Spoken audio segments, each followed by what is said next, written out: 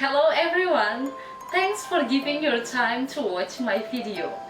In this occasion, I want to explain you about bound morpheme, and I hope you get something from my explanation. So, here we go!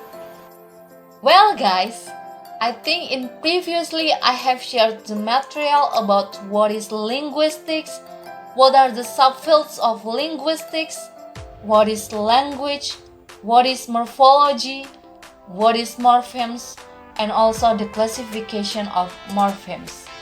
So today we are going to focus on bound morphemes. But before explaining deeper about our topic today, please let me explain you again just a little bit about morphology, morphemes, and also two types of morphemes.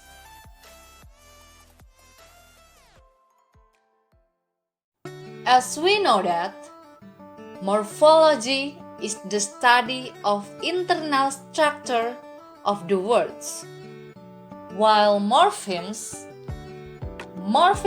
is a part smaller than the word that have meaning.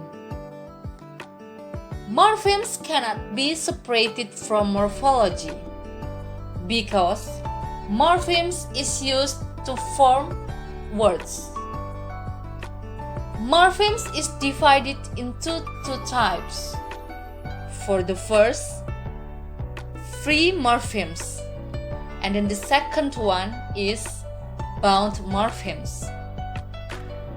If free morphemes can stand alone, bound morphemes cannot normally stand alone and are typically attached to another form. So, okay, let's focus to our topic today. Bound morphemes is divided into two kinds. The first is derivational and then the second one is inflectional. Let's talk it one by one. Derivational morphemes, based on the statement in here, it means that derivational can make a new word or different meaning. Also, derivational can change the class of the word. For example, the word good. The word good in bahasa means baik. But if you add derivational morphemes of ness, from good to be goodness, it is clear that the class of the word also will change from adjective to noun, and also the meaning from baik, it will be changed to be kebaikan. Do you get my point? Hopefully you get it. Okay, so guys, how about inflectional morphemes? Inflectional morphemes is different with derivational. If derivational can change the meaning of word and even a word class, inflectional rather to indicate aspect of grammatical function of word. I mean that inflectional cannot change the meaning of the original word. For example, I study hard every day and I studied hard yesterday have the same basic meaning. Is it clear?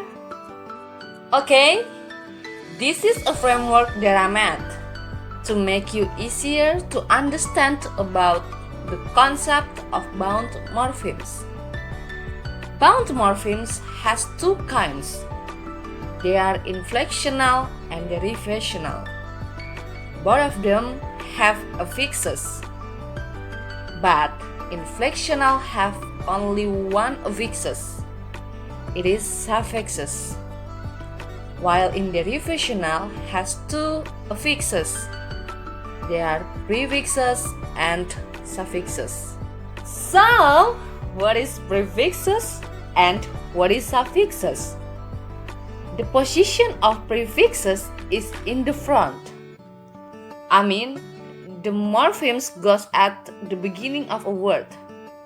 For example, reconsider, rewrite, and retract, they have three prefixes. Okay? So, re in here is morphemes, bound morphemes. Let's check what is suffixes. The position of suffixes is in behind. It means that suffix goes at the end of a word.